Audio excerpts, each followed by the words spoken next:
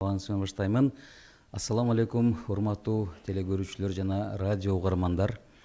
Бүгүн дагы сиздер менен жүз көрүшкөнүбүзгө аябай сүйүнүчтөбүз. Кудай буюрса, бүгүн бир канча көз ирмемдер сиздер менен сабырдуулук темасында сүйлөшкүбүз келип турат. Бүгүнкү биздин студиябыздын коногу Каракол Ысык көл Адеп башаты диний уюмунун мүдүрү Максат Таласбаев мырза бүгүн бизде конокто. Кош келипсиз. Ассаламу алейкум, рахматуллахи ва баракату. Ва алейкум салам, рахматуллахи. Урматтуу радио угармандар жана телекөрүүчүлөр, бүгүн ушул убакыттын ичинде сиздер менен дин тууралуу, деги эле ыйман тууралуу, балким сиздердин жүрөгүңүздөрдө өйгөн же билгиңиздер келген суроолор болчу болсо, биздин түз эфирде телефон менен кайрылсаңыздар болот. Телефон номерлерибиз 0312 68 06 06, ошол эле убакта 0709 68 06 06 номерлеринде сиздер менен биз түз эфирде байланыша алабыз. Демек, бүгүн биз айтып өткөндөй, темабыз сабырдуулук. Сабырдуулук дегенде биз эмнени түшүнөбүз? Албетте, сабырдуулук бул ыймандын жарымы деген. Ошол эле убакта сабырдуулук бул бүтүндөй инсаниятты сабырдуу болуп үндөгөн ар бир пайгамбарлар, ошол эле ар бир ыйык китепте сабырдуулук боюнча өтө көптөгөн түрдүү темалар келген.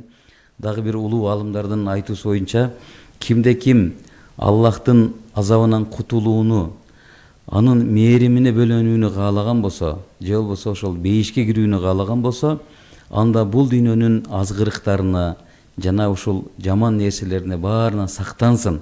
Ошол эле убакта башка келген оорчулук, кыйынчылыктарга сабыр кылууга өзүн далалат кылсын деген. Эгерде кимде ким ушул бул дүйнөнүн кыйынчылыктарына, башка келген мүшкүл проблемаларга сабырдуулук кылчу болсо, анда албетте ал инсан Кудай Таала бейишке киргизет экен. Ошол эле убакта Кур'анда дагы бисмиллахир-рахманир-рахим валиллахи юхиббус сабирин, албетте Кудай Таала сабырдууларды сүйөт деп атат. Эми урматтуу Максат мырза, дагы бир жолу кош келипсиз демекчибиз. Сизден ушул эң эле дегенде сабырдуулук жөнүндө сурап кетели. Сабырдуулук деген бул кандай жана бул эмнени түшүндүрөт? Биринчиден, мээримдүү жана ырайымдуу болгон Алла Тааланын аты менен баштайбыз. Ааламдарга мээрим катары жөнөтүлгөн пайгамбарыбызга саллаллаху алейхи вассалам Алла Тааланын рахматы саламы болсун. Саллаллаху алейхи вассалам. Бул сабырдуулук тууралуу сөз козгосок, сабырдуулуктун өзүнө токтоло турган болсок, кайраттуулук, чыдамдуулук, туруктуулук, эрктүүлүк, анан чечкиндүүлүк деген сөздөрдү ичине камтыган бир сөз экен. Сабыр деген сөз. Эгер бир инсан бул сапаттарга ээ болсо, анан дагы бир канча шарттар бар. Ошол шарттарды аткара турган болсо, сабырдуулардын категориясына, сабырдуулардын катарына кирип калат экен да. Жана өзүңүз айткандай, биздин жаратуучубуз Аллах Таала сабырдууларга бир сүйүнчүлөрдү айтыптыр да. Буну бир-бирден эсептей турган болсок, биринчиси жана биринчи айттыңыз, Аллах Таала сабырдууларды сүйөт дейт. Экинчиси, Аллах Таала сабырдуулар менен бирге дейт. Үчүнчүсү, сабырдуулардын Кудай Таала күнөөсүн кечиргендигин айтат. Төртүнчүсү, сабырдууларды бейиш менен сүйүнчүлөйт. Бешинчиси, сабырдууларды сабыр көргөзгөндөрдү күтпөгөн жерден жардам берерин айтат да. Күтпөгөн жерден жардам берерин айтат. Демек, Алла Тааланын бул 5 өзгөчөлүгүнө ээ болуш үчүн адам сабыр көргөзүшү керек. Ал кайсы сапаттарга ээ болгондо сабыр көргөзөт, буга да бир аз токтолуп коюшубуз керек болот экен. Жөн эле тишин кысып койгондо сабыр болобу, же токтоп койгондо сабыр болобу, же унчукпай койгондо сабыр болобу, эмне сапаттарга ээ болгондо сабырдуулук кылган болот, буну да бир көздөн өткөрөлү. Биздин агайларыбыз, устаздарыбыз, бизге бул исламда чыйыр ачкан улуу устаздар, бул хадистерден, пайгамбарыбыздын хадистеринен, Кудай Тааланын вахий болгон Курандан кээ бир пункттарды алып бизге тизмектеп бериптир. Ошонун башында 3 бар экен да. Бир инсан ошо 3 шартка, 3 сапатка ээ болсо, 3 шартты аткарса, анда ошол сабырдуулардын катарына кирет. Валлахи юхиббус сабирин деген даражага ээ болот да. Ошонун биринчиси, башына келген кыйынчылык, башына келген мүшкүл иштердин эң биринчи этабында, эң баштапкы этабында сабыр көргөзүүсү керек экен. Бул биринчи шарт. Экинчи шарты болсо кыйынчылык. Экинчи шарты болсо Алла Таала тыйган арам нерселерден тыйылып, арам нерседен алыс жүргөнгө сабыр көргөзгөн адамдар сабырдуулукта экинчи шартын аткарган болот. Тыюу салынган нерселер. Тыюу салынган нерселерден алыс болуу. Үчүнчүсү дагы Алла Таала буйруган буйруктарга аткаруу. Же болбосо Кудай Таала каалагандай кул болууга аракеттенип жашоо. Ошого кайраттуулук, чыдамкайлык көргөзүүгө сабыр көргөзүү. Ибадатка сабыр көргөзүү. Анан бул үчөө болот экен да. Кээ бир алымдарыбыз буга, улуу алымдар, устаздар да экөөнү кошуп коюптур, 5 кылып. Бунун 4-үнчүсү ошондо эмне болуп калат? Убакыттын өтүшүнө сабыр көргөзүү. 5-инчиси дагы дүйнөнүн азгырыктарына азгырылып кетпөөгө сабыр көргөзүү. Эми муну бир-бирден талдай турган болсок, бир-бирден буга токтолуп бизге звонок келип атат, телефон келип атат, ушуну кабыл алып коелу, Алло. Ассаламу алейкум. Алейкум ассалам. Кош келдиңиз. Өзүңүздү тааныштырып. Менин атым Эркин. Максат мырзага суроом бар да. Сурооңуз болсо бериңиз. Ассаламу алейкум Максат мырза. Ва алейкум салам. Сурооңузду бере бериңиз. Мен суроо берүүмдүн себеби мен өзүм жалгыз жашайм да, көзүм ажиз. Анан сабыр кылып эле келатам, сабыр кылып эле келатам. Мага бир шерик керек болуп атат да, кандайдыр. Жалгызсызбы? Үйдө туугандар эч ким жок. Мен кандай кылсам болот? Сиз каерде турасыз? Ошо Бишкектин жанында эле. Телефон. Жардам кыла аласызбы? Телефон номериңизди берип коюңуз дейт, телефон номериңизди. Айта берейинби? Айтыңыз, угуп атабыз. 0559 0559 01 64 86. Белайын дагы бар. Белайын айта берейинби, Белайынымы? Болот, бир номер менен таап алат. Максат мырза бир эки сөз эме кылып койчун сизге. Эркин агабыз ошол. Биринчиден бул Алла Таала Эркин агабызга Кудай Таалам көзүнө шифа берсин. Үмүт үзүлбөйт, үмүт кесилбейт. Бул дүйнөдө ар бир оорунун шифасы бар. Пайгамбарыбызга да келип саллаллаху алейхи ва саллям көзү азиз болгон бирөөсү келип айтат, дуа кыл я Расулалла дейт. Мен бул көзүмдүн азиздигинен кыйналдым дейт. Десе пайгамбарыбыз айтат саллаллаху алейхи ва саллям, бунун акыреттеги сообу сага жетиштүү, кааласаң дуа кылайын бул дүйнөдө көзүң ачылсын дейт да. Десе тиги киши да айтат, акыреттеги сообу мага да жетиштүү дейт да. Пайгамбарыбыз ал жерде акыретте кандай сооп берилерин айтат да. Бул бир. Анан бул бир Кудай Таала берген сыноо. Сыноонун дагы бир жөп-жөнөкөй формуласы бар экен. Формуласы ушул экен. Алла Таала кулуна көтөрө албай турган сыноо бербейт экен да. Бизге кандай сыноо берилсе дагы аны эмне кыла алат экенбиз? Көтөрө алат экенбиз. Ошону көтөрө алчу сабыр күчүбүз бар экен. Эркин мырза, Эркин абабызга да Алла Таала сабыр күчүн күчтөндүрсүн иншалла. Амин. Демек, Кудай Тааладан үмүт үзүлбөйт. Кудай Тааладан үмүтүбүздү үзбөйлү, дарыланганга эме кылганга аракет кылалы. Алла Таала да сабыр күчүн күчтүү кылсын. Амин. Эркин агабызга Кудай Таала сабыр күчүн берсин. Эркин агабыз Кудай буйрса, Алла Таала сиз менен демекчибиз, биз да дуа кылабыз Кудай буйрса. Алла Таала шифа берсин. Амин. Эми эмеңизди улай бериңиз, сөзүңүздү улай берели. Не деп аттык эле? Сабырдын шарттарын сүйлөшүп атканбыз. 5-инчисине келгенбиз. 5-инчисиде эмне болчу? Кудай Тааланын бир кулу катары, бир таква адам катары дүйнөнүн азгырыктарына азгырылып кетпөөгө сабыр көргөзүү. Бул жанагы ошол 3 шарттан кийинки 2 шарт кошулган, ошонун эң акыры 5-инчиси. Демек азгырык бул дүйнөнүн сулуулугуна, кооздугуна азгырылып кетпөө. Адал чөйрөдө маселе болбошу мүмкүн. Адамдар арам чөйрө менен, арам оокаттар менен дагы дүйнөнүн кооздугуна ээ болгонго аракет кылып атат. Бул ошол сабырсыздык болуп эсептелет. Адал чөйрөдө үйлүү жайлуу болгон, адал чөйрөдө бай болгон башка маселе. Бирок ошол үйлүү жайлуу ошол байлыкка арам адалды ылгабастан өзүн унутуп койгон, жаратканын унутуп койгон абалда кыймыл аракет кылуу, бул дагы ыйманда бир сабырсыздык болуп эсептелет. Эми бул жерден бир формулаларга токтолуп кетсек, мындай бир ортого ачык сабактар чыгат да. Эгер бир инсан сабырдуулук көргөзүп аткан болсо, анда анын ыйманында далалат да. Анда ыйманы бар деген сөз. Демек, ыйманы бар адам сабыр көргөзө алат. Ыйманы бар адам сабыр көргөзө алат деген сөз, ага келген сыноолордун, кыйынчылыктардын чыныгы кожоюнун тааныйт. Кимден келип атканын, ким аркылуу сыналып атканын билет. Сыноо кимден келип атканын? Сыноо кимден келип атканын баамдайт. Аны ушул жерде мен баса белди айтып коеюн. Биздин динибизде ибадат дегенде орозо, намаз, зекет, ажылык эске келет. Бул туура нерсе да. Бирок бунун жанында ошол сабырдуулук көргөзүү дагы ошол ибадаттардын катарындагы бир ибадат болуп эсептелет. Ибадат болуп. Эгер ага келген кыйынчылыктан ибадат соогун алуу үчүн жөп-жөнөкөй бир шарт бар экен, Кудайдан экенин билип сабыр кылуу экен. Эгер ага келген кыйынчылыкка сабырдуулук кыла албаса, сабырдуулук көргөзө албаса, же болбосо ага келген кыйынчылыктын аркасынан Алла Тааланын тагдырына каршы келген бир сөздөрдү айтуу менен ал кыйынчылык тосуп алса, анда ал келген кыйынчылык ага 2 кат артат экен кыйынчылыгы, сооп да болбойт, ибадат өкүмүндө өтпөйт экен.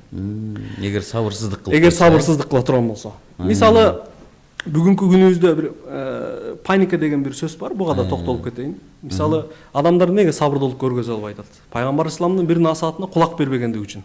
Пайгамбарыбыз айтат саллаллаху алейхи ва саллям, башыңарга келген кыйынчылыктын эң баштапкы этабында сабыр көргөзүүңөр бул чыныгы сабырдуулук дейт да. Эң биринчи соккуда, эң биринчи ударда. Эң биринчи ударда. Эгерде бир адам биринчи соккуну көргөндө бакырып, кыйкырып, аерди бери сындырып, тууган ургун менен урушуп, талашып, жанында жубайын сабап, анан айласы урган маалда эми айла жок сабыр десе, бул Кудайдын алдында сабырдуулук эмес да. Демек чыныгы сабырдуулук биринчи жолуккан соккуда, биринчи жолуккан проблемада ага сабыр көргөзүү. Кандай сабыр көргөзүү? Сабры жамил дейт, көркөм сабыр көргөзүү. Ичиндеги бир курттарын, вирустарын ортого төгүп салбастан ичине сактоо дегенде бир маселе жатат дейм. Анан бул жерден дагы мындай баса беле айта турган болсок, жана паника тууралуу, вахима тууралуу бир токтолуп кетели. Аллах Таала ага бир кыйынчылык берсе, ошол кыйынчылыкты аттата кете турган, аттата ала турган, көтөрө ала турган бир сабыр күчүн берген. Бүгүн эмне үчүн биздин коомчулукта кээ бирлер сабыр көргөзө албай атат? Себеп дегенде келген кыйынчылык маалында ошол кыйынчылыкты улап паникага түшүп калып атат да. Келечекке карап, бул кыйынчылык дагы 1 ай 2 ай созула тургандай элестетип. Же болбосо бул кыйынчылыкты эме кылганда өткөн чактагы проблемаларды эстеп. Демек ал сабыр күчүн өткөн чак менен келечекке таратып ийгендиктен учур чактагы сабырын жоготуп алат да. Демек Аллах Таала берген күчүн жоготпош үчүн ага келген кыйынчылыкка ашыкча паника кылуунун кереги жок да. Ошол маалда сабыр көрсөтүшү керек. Бул бир. Экинчиси, Кудай Тааланын тыйган арам нерселерине каршы турууга сабыр кылуу. Мисалы ошол жерден баштаганда бисмиллах дегенде эле бүгүн азыр Бишкек шаарында же болсо студенттерибиз азыр бүт үйүнөн эме алыстап, 1-курс, 2-курс студенттерибиз шаарларда жүрүп атат. Кулактарында күмүш сырга. Мисалы, арам нерсеге каршы сабыр туруу, сабыр кылуу. Алла Таала зынага тиешелүү сөз козгогондо, зынага жакындабагыла дейт да. Эгерде бир инсан жакындык кылбаса, зынага каршы тура турган сабыр күчүн жоготпойт. Жакындык кылбаса. Эгер ал жакындык кыла турган бир кадамдар таштай баштаса, мисалы көзүн арамдан тыйбаса, ага адал болбогон жерлерге барса, арам болгон, адал болбогон жерлерге бара баштаса, ошо зынага жакын болгон жерлерге жакындай баштаса, анда ал зынага каршы туруу сабырын жоготуп коет да. Демек Аллах Таала бизди бизден жакшы билгендиктен, ошол жерден сабыр күчүбүздү жоготпоо пин кодун бизге айтып атат да. Зынага эмне кылбагыла? Жакындабагыла. Көзүңөрдү арамдан тыйгыла, тилиңерди арамга жыттанган сөздөрдөн тыйгыла, мурдуңарды арам жыттанган жерден тыйгыла, көзүңөрдү тыйгыла, кулаңарды тыйгыла. Эгер биз жакындык чек арасын буссак, анда сабыр кылуу маселеси оор болуп калуу коркунучу бар. Бул бир. Экинчи, бул арамдан тыйылуу маселесине келе турган болсок, бул жерде өтө бир токтолуп кетчү маанилүү бир маселе бар да. Кандай маанилүү бир маселе десе, бир инсан бул арам нерселерден тыйылган сайын, арам нерселерден алыстаган сайын, ал Кудай Таала Кудайына жакындайт. Арам нерседен баш тарткан сайын, күнөөлөрдөн баш тарткан сайын, ага каршы сабырдуулук көргөнгөн сайын, Аллах Тааланын алдында сүйбөнчүлүк айлана баштайт. Ал арам нерседен алыстаган сайын, арам нерседен тыйылган сайын, Кудай Таалага ыймандын, дагы кичине адабийлештирсек, инсандыктын даамын тарттырат да. Ал арам нерседен алыстаган сайын, арам нерседен тыйылган сайын, өзүн контролдогон адам болуп эсептелет дагы, өзүн контролдогон өзүн тааныйт, өзүн тааныган жаратканын тааныйт. Жаратканын тааныган дагы ыймандын даамын тартып бактылуу болот да. Бүгүн биздин коомчулукка, мага өзүмө да бул сабыр күчү керек болуп турат. Аллах Таала баарыбызга бул сабыр күчүн бекемдигин насип кылсын иншалла. Амин, амин. Анын үчүнчүсү Кудай Тааланын буйруктарын аткарууга сабыр кылуу. Таң атпай ысык дебей, суук дебей, кара жумуш дебей, иш дебей, намазына бекем болуу бул Кудай Тааланын бир буйругу. Буга да бир сабыр керек.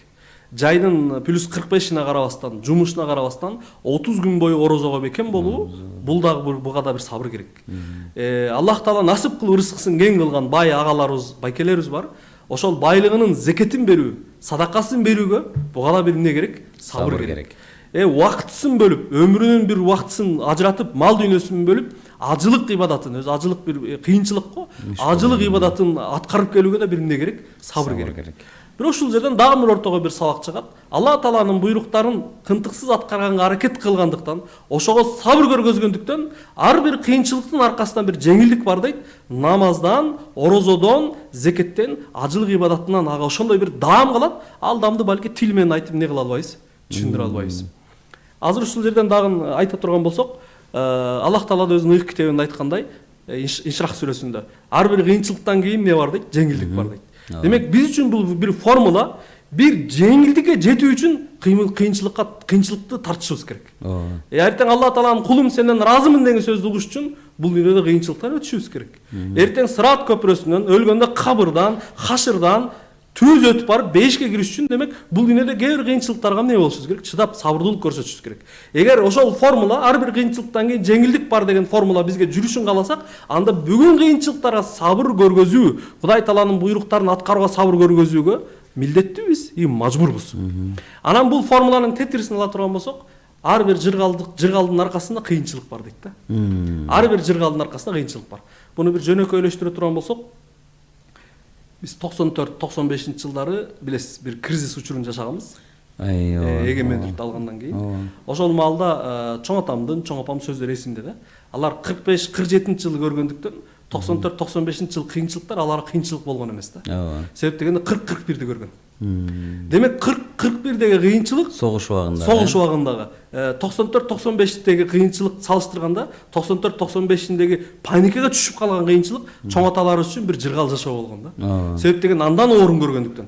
Демек ар бир кыйынчылыктан кийин бир жыргал бар да. Эми тетирсе, Союздун убагын көрүп калган, жыргалды көрүп калгандар 94-тө кыйынчылыкка туш болгондо, жыргалдан кийинки кыйынчылык аларга эмне болду? Азап болду.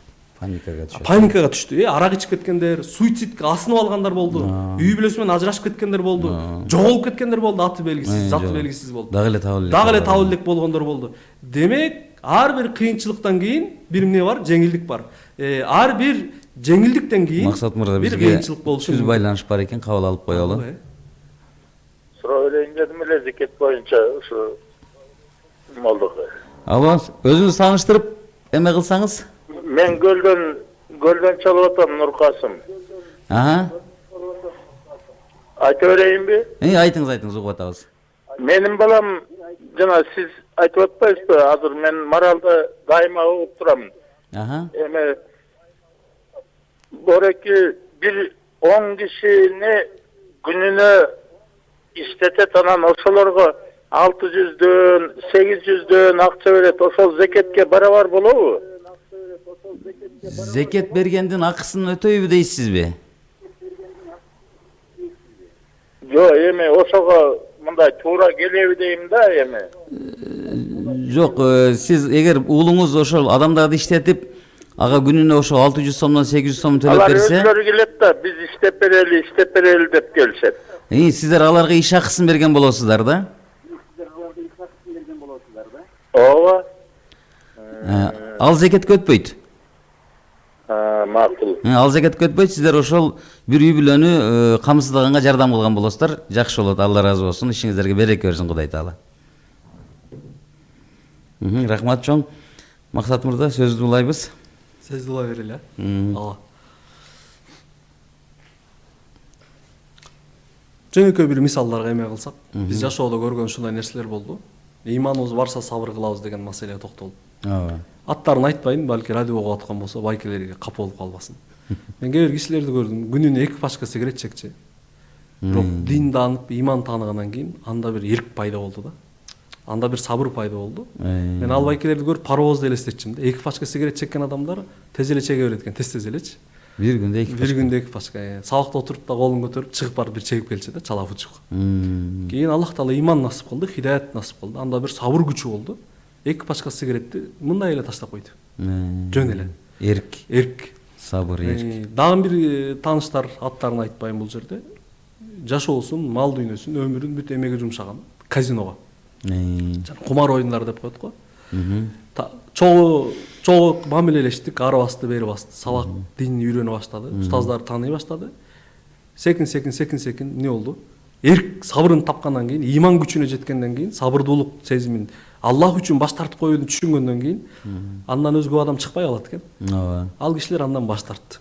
Бүгүн үй бүлөлүү, балалуу, чакалуу, балдары мектептерде окуп, чоң бир үй бүлө ачар бачарлуу болуп калды да. Демек, бул жерде эмнени айткым келип атат? Бүгүн коомчулукта биздин иман жолунда сабыр көргөзүп, дин жолунда сабыр көргөзүп, Алла Тааланын динине бекем болгонго сабыр көргөзгөн мисалдар биздин коомчулуктан чыга баштады. Бул мисалдарды түшүндүрүш үчүн бир башка бир мамлекеттен же башка бир улуттан айтууга зарылчылык калбагандай. Жаштарыбызды карасак, азыр толтура биз жаштарыбызды тааныйбыз. Азыр Кыргызстанда ушундай бир тенденция пайда болду, байкасаңыз. Жаштарыбыз үйлөнүп атат, өзү намаздуу, жубайы намаздуу, той өткөрөр маалда арак койбойм деген жаштарыбыз. Көбөйдү. Демек, ошол жерден иман күчүн, Кудай Тааланын тыйган арам нерсесине каршы туруу күчүн таап атат да. Бирок тилек каршы улуу муун кээде каршы чыгып коюп атат. Ой, койбосок мен досторуmun уят болуп калам депчи. Демек, Алла Таала мамлекетибиздин жаштарына иман хидаят насып кылды. Ошол жерде бир имандан келген арамга каршы туруу сабыр күчүн, эркин кайратын эмне кыла алды? Таап алды. Бизде радио угарман бар экен. Ушул радио угарманды кабыл алып коелу. Алло. Алло. Саламатсызбы? Саламатчылык, өзүңүз тааныштырып. Мен Көлдөн Нурлан атым. Сурооңузду бериңиз. Негизи үйдүн ичине дайыма мындай ар кандай жаман шапааттарды кууп турчу эмне дубаны коюп койсо болот, мындай кассета же мындай немегечи, DVD менен. Рахмат. Үйдүн ичинде негизи бул суроо менен да көп кайрылгандар болду. Үйдүн ичинде ошол жин шайтандарды, азгырыктардын тазалап, кууп ошолорду эме кылыш үчүн көбүнчө бизде пайгамбар саллаллаху алейхи вассаламдын айткан эмеси бар, ошол Бакара сүрөсү менен Али Имран сүрөсүн эгер DVD-ден же кассета ошол дисктерден коюп койсоңуз, үй ар дайым таза турат деген ошол пайгамбардын бизге берген кеңештери бар. Али Имран сүрөсү жана Бакара сүрөсү. Рахмат чоң, Алла ыраазы болсун. Максат мырза, бул жакта дагы бир суроолор келген экен. Ошол сабырдуулук жөнүндө сөз болуп атат. Сабырдын дейт психология, анан ден соолукка тийгизген таасирлери боюнча айтып берсеңиз, эгер бул кыйынчылыкка чыдоо же болбосо чыдабай коюу, ошондой эле кыйынчылыкка чыдоо кандай болот же чыдабай коюу кандай болот дейт. Ошол жөнүндө кыскача токтолуп кетели. Бул жерде баягы кыйынчылыктын жанында жыргалчылык да кошуп коелу. Кыйынчылыкка сабыр кылуу бар, анан жыргал жашоого да сабыр кылуу бар. Ооба. Муну кошо айтышыбыз керек да. Бир жагын айтып берсек болбой калат. Эгер бир инсан ага келген ийгиликтерди, ага келген жакшылыктарды Кудайынан деп билсе, ага шүгүр кылат, ага сабыр көргөзөт. Ага келген макам, мансап, бийлик, байлык аны буза албайт. Жанагы Кудай Тааланын алдында сабырдуулардын катарынан кириш үчүн деп сабырдын шарттарын айттык. Ошол шарттарга амал кылган адамды байлык бузбайт да. Ошол эле жанында эгер ага келген кыйынчылыктарга сабыр көргөзө турган болсо, сабырдын ичинде бир шүгүр бар, сабырдын ичинде бир Кудай Таалага жакындык бар. Ал кыйынчылык дагы чыныгы кожоюн Аллахтан экенин билген бир инсанды дагы психология жагынан да эмне кыла албайт, буза албайт. Мисалы, кечиресиз, бизге дагы бир байланыш келип калды. Кабыл алып коелу, анан дагы улайбыз сөзүбүздү. Алло. Assalamu alaikum. Алейкум ассалам, рахматуллахи ва баракату. Сабыр боюнча суроо келген экен. Өзүңүздү тааныштырып, анан сурооңузду бере кетсеңиз, Менин атым Марс болот, Бишкек шаарынан. Сабыр кылабыз деп эле стресске жүргөндөй болуп атабыз. Көпчүлүк адамдарчы. Ошол мына айырмасын көпчүлүк адам чын эле билбейт. Мындай алып карап койсок, сабыр деп коет, на самом деле стрессте или колунан келбейт, ушуну сабыр деп атап коюп жүрө беришет. Ушуну кенен түшүндүрүп берсеңиз, сабыр менен стресс айырмасы. Жакшы, мен жакшы түшүнбөй калдым. Марс мырза, кайрадан бир кайталап коесузбу сурааныч? Бир аз радиоңуздун звугун өчүрүп койсоңуз жакшы болот. Бул жака жаңыр бугулбай атат да. Биз сабыр кылабыз деп эле жүрөбүз да. Сабыр кылып атабыз деп ойлойбуз бир маселегечи. Бирок чындыгында стресс эле жүрөбүз да. Стресс, Өзүбүздү жеп коюп эле жүрөбүз. Колубуздан келбейт кылалы деп. Ошону калп эле сабыр деп коюп эле жүрөбүз да. Түшүнүктүү. Түшүндүрүп берсеңиз. Максат мырза. Стресс боюнча сурап атат, ошол стресс болуп атабыз дейт. Негизи бир жумушка аябай катуу стресс болуп атабыз, бирок ошону мындай аткарып кетүү колдон келбей калат дейт. Анан стресске түшүп, ошону биз сабыр деп туруп эле анан колдон келбегенден кийин кыла албагандан кийин стресске түшүп эле жүрөбүз дейт. Стресстен кутулуу үчүн кылып аткан жумуштун жыйынтыгын Кудайына тапшырганды билиш керек. Бул бир. Экинчиси өзү кимдик экенин билиш керек. Өзү кимдик экенин билиш керек. Кимге таандык экенинчи. Өзүңдүн кимге таандык экенин билиш керек. Мисалы көз өтүп кеткен адамдарга баягы салт болуп калган бир аят бар эмеспи? Инна лиллахи ва инна илейхи раджиун. Аллахтан келдик, кайра айла Аллахка кетебиз деген. Кайра кетти деген. Демек, кылып аткан иштин жыйынтыгы Аллахтан дегенди билсе, өзүнүн кимге таандык экенин билсе, кылып аткан ишине Алла Таала берген жыйынтыктын плюсуна да минусуна да ыраазы болом деп тагдырга ыраазылыгын билсе, бир инсан стресске түшпөйт. Биздин стресске түшүп калганыбыздын бирден бир себептери тагдырга ыраазы эмеспиз. Биз күткөн нерсе болбой калганда стресске түшөбүз да. Бир. Экинчи, биздики болгон, биздики деп алган нерсе колдон кетип калганда стресске түшөбүз да. Эгер Кудайдыкы экенин билсе, кетеби калабага көп проблема болбойт да. Кимди Кудайдыкы болчу, Кудай алды. Кудай берди эле, Кудай алып кетти деген сөз да. Демек, стресстен кутулуунун маселеси барып эле иманга такалат. Демек, колдогу бар нерсени билели кимдик экенин. Жыйынтыкты Кудай Таалага тапшыралы. Жыйынтык Аллахтан экенин билели. Мисалы, бир улуу полководецтердин бири айтат го, Чыңгыз хандын армиясы согушка баратканда, Аллах сени жеңиш менен кайтарсын дейт го. Десе ал эмне дейт? Менин милдетим согушуу дейт, каршылык көргөзүү, коргонуу дейт. Жеңиленби, жеңемби бул Кудайдын колунда дейт. Демек, ал али согуш элек өзүн стресстен куткарып атат да. Бул дыйканчылыкта ошондой, бизнесте да ошондой, үй бүлөдө да ошондой. Эгер бул жыйынтык маселесин, акыркы сонуч маселесин Кудайына тапшырган адам, менин назарымда стресс болбойт. Дагы бир кошумчалап кетсем, чынында өткөн бирөө ушуну сурады да. Мен бирөөдөн өч алгым келип кетет дейт да, бирок өч ала алам дейт. Анан бир акыбетинен корком дейт. Баягы артында балки милиция, анын акыбети мындай, акырет эмес, милиция же болсо доктор, врач болуп калат да. Анан мен ага айттым эле, ошол негизи ошон үчүн стресс деп атат да. Анан мен айттым, бул деген нерсе чынында Кудай Тааладан экен, бирок мазлум деп коет, бизде ошол зулум көрүп калган, зулум чегип калган адам сөзсүз түрдө Кудайга тапшырганды үйрөнүш керек. Кудай Таала бул дүйнөдө эгер бир зулум чеккен адам болсо, Кудай Таалага дуа кылган болсо, ал сөзсүз түрдө бул дүйнөдө болсо тиги дүйнөдө анын жообун кайтарат. Бизге дагы бир телефон чалуу келип калыптыр, кабыл алып коелу. Алло. Саламатчылык, өзүңүздү тааныштырып сурооңузду берсеңиз. Атымжылык. Мына мен суроом мындай да, баягы биз бир жакта иштедик элек да. Кандай дейсиз? Бир жакта иштедик элек дечи. Анан баягы динге жакын адамдарга иштегенбиз да. Анан иштедик, анан айлык майнасы берген жок да. Айлык майнасы бербейсиңерби, сыяктуу деп сурасак, сабыр кылуу деп коет да. Ушу канча чейин сабыр кылсак болот деген суроо да. Түшүнүктүү. Мен биздин сөздөр баягы кандай болуп калат, бир үстүртөн айтып коелу. Сабыр кылуу маселесинде категориялар бар. Анан бул маселеде өзүңүздүн укугуңузду коргогонго толук акылбыз. Адамдын акысы бар. Адамдын акысы, өзүнүн укугуңузду коргоо маселеси. Биз бир падышасы бар, тартип мыйзамы бар бир мамлекетпиз.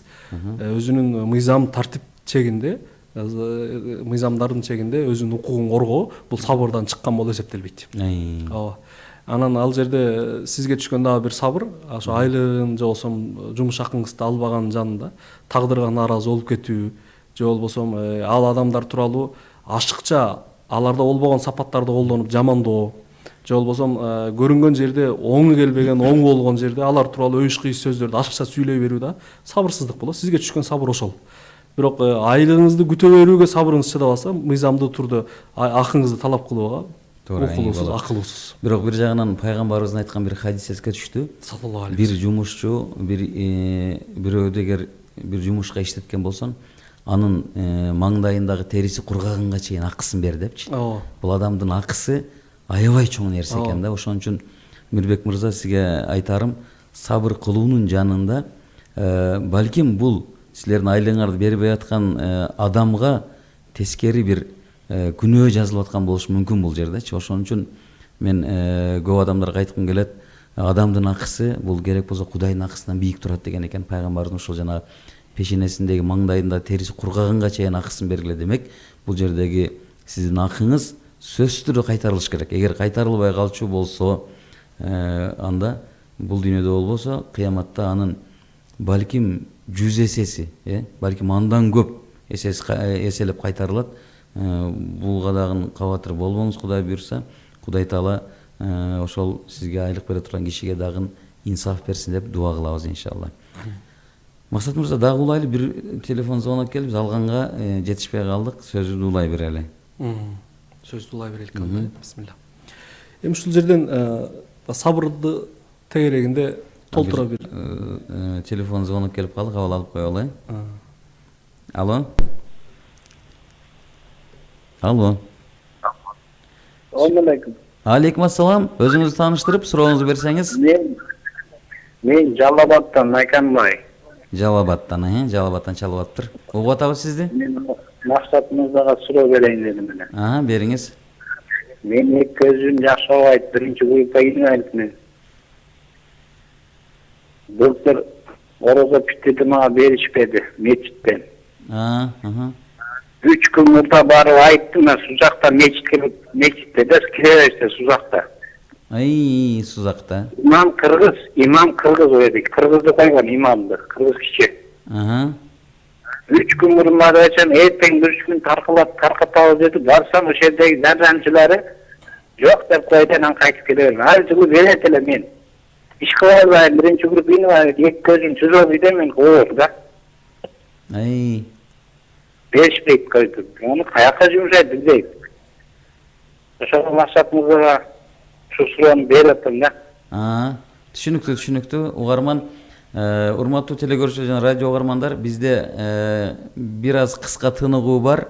Жарманкеге убакыт берели, анан кайра сөздү улайбыз. Марал үналгысында жарнама.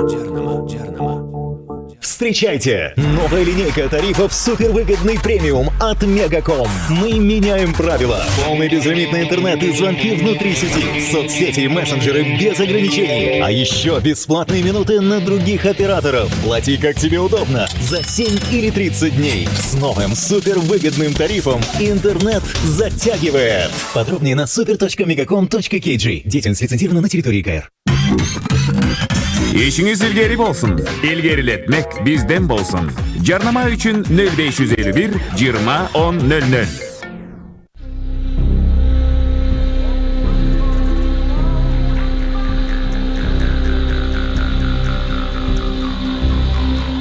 Илимге каныккан жүрөк эч качан соолубайт. Дин таануу, ислам баалуулуктары, пайгамбарлардын осуяттары, аалымдардын насааттары. Мунун баары Дин Сабат программасында. Теолог Нурлан Субанов менен бейшемби күндөрү саат 17-де. Дагы бир жолу ассаламу алейкум, урматтуу радио угармандар жана телегөрүүчүлөр. Сиздер менен биз сабырдуулук темасында сүйлөшүп атабыз. Бизге азыр Жалалабадтан берген суроого жооп берип коелу, Жалалабадтан. Ошол жанагы мечитке барып жардам сураган экен. Агабыз өзү ден соолугуна байланыштуу ушул жардам сураса, жардам берилбей атыптыр. Бул маселе бизде ашкан маселе. Биз ашкан маселе. Бул Жалалабадтын казысы Абдулазиз таксир менен эме кылса. Урматтуу радио угарман, чынында бул Максат мырза бул суроого жооп бере ала турган эмеси жок. Себеби бул жакта мындай мугалим устаздардан. Ага мен жооп берип коеюн. Сиз болсо Жалалабад областынын казысы Абдулазиз мырзага жолугасыз. Сузакта турсаңыз Жалалабад жакын эле, ошо казыга барып же казынын жардамчыларына жолугуп бул маселеңизди чечип алсаңыз болот демекчибиз. Кудай ишиңизге ийгилик берсин, Алла разы болсун. Эми сөзү улайлы. Убактыбызды аз калып атат окшойт. Дагы бир угарман телефон чалып атыптыр, кабыл алып коелу. Алло. Алло, ассаламу алейкум. Алейкум ассалам, рахматуллахи баракату. Сиз түз эфирдесиз. Өзүңүздү тааныштырып, сурооңузду бериңиз. Мухаммед, Бишкектен чалып атам. Суроом бар эле, устаз. Бериңиз, Мухаммед мырза. Адеп Пашатынын сабактары кайсыл жакта болот ошол. Кыскартып сурайын деп эле. Болдубу? Болду ошол. Болду. Адеп Пашат фондунун элге ачык сабактары кайсы жерлерде болуп атат дейт. Бул биз телефонубузду айтып койсок, эфирден сырткары эме кылып койсок болобу, Телефон менен байланыштуу болот экен анда, 0706 65 75 87. Ушул номерге чалсаңыз балким биз даректерин устаздар менен байланыштырып коелу. Рахмат, Алла разы болсун. 706 65 75 87. Дагы бир телефон чалуу келген экен, кабыл алып коелу. Алло, саламатсызбы? Саламатчылык. Агай, менден бир суроо бар да, момундай. Быйыл мен болсо орозо кармагам. Ооба. Анан кийин 7 күн карс болуп калгам. Анан эми болсо күзүндө кармап коеюн десем, боюмда болуп калган тууралуу эми орозо карма албай атам да. Эми карс болуп эмне болот эми? Түшүнүктүү. Урматтуу эжеке, сиз орозону бул карыз бойдон калат. Кудай Таала узун өмүр, берекелүү жашоо берсин. Кийин төрөгөнүңүздөн кийин дагы, баланы эмчектен чыгаргандан кийин дагы бул карыз күнүңүздү кайрадан төлөп берсеңиз болот. Бул Кудай Таала албетте мээримдүү жана боорукер зат. Биздин инсандын ошол кээ бир ден соолукка байланыштуу сапарга чыкса, оорукчан адамдарга оозун ачып алганганча уруксат берген. Эгер сиздин ошо карыз күндөрүңүз болсо, карызды кылып туруп, башка убакыттарда дагы орозону кармап тутуп бергенге Кудай Таала насип кылган болсун, өмүрүңүзгө Кудай Таала береке берген болсун. Рахмат чоң. Сөзүбүздү улайлы. Убактыбыз да аз калып атат. Бул жерде ошол жана психологиялык жана ошол ден соолукка тийгизген сабырдуулук боюнча сүйлөп аттык эле. Бул жерде дагы токтолуп кетели, биз сөзүбүз бөлүнүп калбадыбы? Келген кыйынчылыктарды тосуп алуу маселеси да бар да. Кандай мааниде тосуп алуу? Кыйынчылыктарды, же болбосо проблемаларды, же болбосо бизнесте болгон ийгиликсиздерди. Бул жерде алымдар, устаздар айтып атпайбы? Ар бир келген кыйынчылык инсанды күчтөндүрөт, тазалайт. Кыйынчылыктар. Анан инсаны камилдейт, инсандын даражасын көтөрөт. Толук ыймандуулукка, толук инсандыкка алып барат. Эгер аны ал кыйынчылыктарды бир сабыр кылуу менен өзүнүн пайдасына жыгып кетсе, паникага түшпөстөн. Мисалы бүгүнкү маалда азыр коомчулукка таанымал болуп калган дүйнөлүк деңгээлде лайф коучтар бар, семинарщиктер бар да. Ошолор айтып атпайбы? Сага келген кыйынчылыктарды дейт, өтө жылмаюу менен тосуп ал дейт. Себеп дегенде ал келген кыйынчылыктан алган сабакты эч бир университет окута албайт дейт. Ал кыйынчылыктан келген түшүнүктөрдү, опыттарды эч жерден окуй албайсың дейт. Ал сага гана берилген, сенин гана өзүңө берилген бир сабак дейт да. Демек динибизде карасак, устаздар эмне деп атат, алымдарыбыз эмне деп атат? Демек кыйынчылыкты Кудайдан экенин билип, жылмайып тосуп алгыла дейт да. Кыйынчылыктарды. Ага сабыр көргөзгүлө дейт. Тагдырыңарга каршы чыкпагыла дейт. Сабыр жамил дегенде маселе ушул да. Демек бул жерден ал адам психологиялык жактан, башка жактан дагы барьерден кутулат. Эгер Кудайынан экенин билип тосуп алса. Албетте ал эмеден кутулуш үчүн эң биринчи бекем иман керек да. Кимдин жаратканы ким экенин, кулчулук кылганга татыктуу зат ким экенин, буга чейин мындан кийин ага бериле турган бардык жакшылыктарды, ийгиликтерди, сыноолорду кимден келгендигин мыкты билсе, анда ал кыйынчылыктар сыртынан көрүнүштө кыйынчылык, бирок аркасынан сонун бир рахаттарга себеп болот. Кыска нускасы ушул. Анан дагы айта турган бир сөз бар бул жерде, мисал катары айтып кетели. Мисалы темир тууралуу көп жерлерде айтып жүрөбүз, мектептер кыдырган маалдачы. Мисалы жөн эле көчөдө жаткан темирдин баасы 7 сом да. 7 сом же 8 сом же 10 сом. Бирок ошол эле темирди колу устага апарсаңыз, отко салып чабат 70 сомдук, 700 сомдук, 70 миң сомдук, 7 миллион сомдук бир буюмга айландырып коюшу мүмкүн да. Темирди. Демек эч иштелбеген темир 7 эле сом да. Иштелген, чабылган, чокко кайра чабылган темирдин баасы башка. Мисалы буга дагы жөпчөнөккө бир мисал берсек болот. Япондордун самурайлары бар, билесиздер.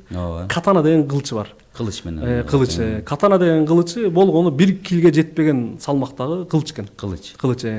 Мен өзүм ошондой нерселерге кызыккандыктан интернеттен 1-2 жыл мурун изилдеп кирип карасак, ошол кылычтын өзү $3000 экен. Ошо 1 килограммга жетпеген темир. 1 килограмм жетпеген $3000. Эмне себептен да изилдедик. Аны япондор, самурайлар 7 күн, 9 күнгө чейин чокто кайнатат экен. Жалпак тилге салып айта турган болсок, сом темири калат экен. Чокто кайнап бир температура туруп. Аягында ал жерден сом эң таза темирин чыгарып туруп, сталде чыгарып, жөн эле 1-2 чаа форма өрүп койбостон, пластилинди камырды жуургандай 3000 жолдон ашык жууруп келип чогултуп жууруп келип чогултуп жаят экен да. Аркасынан не болуп атат? Катана деген кылыч пайда болуп атат да. Бизде 1 килограмм темир 7 сом, бирок ошончо кыйынчылыкты көрүлгөн жуурулган темир $3000. Демек, урматтуу бир туугандар, урматтуу мекендештер, биз кээ бир кыйынчылыктарга сабырды сүйүү менен көргөзөлү да. Ал келген кыйынчылыктар биздин баабыбызды, кадырыбызды көтөрөт. Бизди не кылат? Жетиштирет, чоңойтот, бышырат. Ал жерден алган опыттарды эч бир китептен же болбосо эч жерден не кыла албайбыз? Ала албайбыз. Алла Таала бул жерден да сабак алуучулардан кылсын иншалла. Амин, рахмат. Урматтуу радио каармандар жана теле көрүүчүлөр, сиздер менен биздин бөлүнгөн убакыт соңуна чыгып баратат, бирок биздин чынына келгенде сабырдуулук боюнча темабыз бүтпөй калды окшойт, Максат мырза. Убактыбыз да чектелүү экен, ошон үчүн бир улуу аалым айткан сөз бар экен.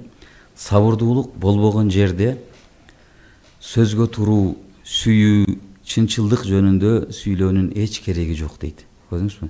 Сабырдуулук болбогон жерде. Демек, сабырдуулук бул биздин жашообузда ушунчалык чоң даражага чыгара турган, чоң деңгээл көтөрө турган иш болгондуктан кыйынчылыктын көбү, эң көп кыйынчылык пайгамбарларга келген.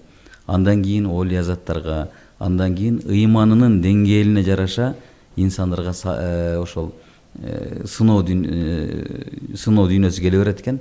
Ошон үчүн урматтуу теле көрүүчүлөр, биз жашап аткан жашообузда ошол ар бир башыбызга келген кыйынчылыкка сабыр кылууну үйрөнүшүбүз керек. Максат мырза, сизге дагы ошол акыркы бир сөз берип коелу, ошо менен коштошобуз. Алла разы болсун. Акыркы сөз ушул болсун. Сабыр дегенде бизде көпчүлүк коомчулук психология отуруп калыптыр. Пассив сабыр дегенчи. Сабыр дегенде токтоп калуу, сабыр деген туруп калуу, сабыр деген эчтеке кылбоо дегенчи. Жок, наоборот экен да. Эч иш кылбаган адам үмүтсүзгө түшөт дейт. Үмүтсүзгө түшкөн адам наалый баштайт дейт. Наалый баштаган адам бара-бара динден чыгат дейт. Стресске түшө баштайт дейт. Мына биз бүгүн ушундай бир абал пайда болду. 3-4 кыргыздын башы бириксе эле наалымай сөздөр сүйлөшөбүз да. Антип койсо болмок, мынтип койсо болмок да. Ошолордун биздин чоң бир агай айтат. Ошентип көп наалыган адамдардын зерикпей үйүн барып көрдүм дейт. Чоң атасынан калган коргонун оңдоп койбоптур дейт. Өзү эч иш кылбайт дейт да. Демек, сабырдуулук бул туруп калуу, токтоп калуу эмес. Сабырдуулук пассив анан актив болуп экиге бөлүнөт да.